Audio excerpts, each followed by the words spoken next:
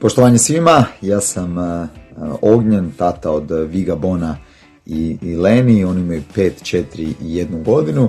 I ono što najviše volim raditi sa njima kada odemo obiteljski na neke izlete pa zajedno idemo istraživati ili prirodu ili takve stvari, to je moja žena Freja voli. Kako su dečki malo stariji, onda sa njima radim puno više aktivnosti. Znači idemo zajedno na neki sport, na nogomet, košarku, na igralište se malo istrčat. Uz to odemo i na neke utakmice, košarkaške, nogometne. Vigo je bio čak na utakmicama hrvatske reprezentacije u 4 grada. Dečki najviše vole isto kad odemo na neke rođendane, proslave i to ih jako veseli. Kako ja vodim svu djecu u vrtić, njih 3 i sad se dignemo rano i uvijek nekako završimo da zakasnimo u vrtić, a da uvijek kasnim na neke sastanke koje sam dogovorio.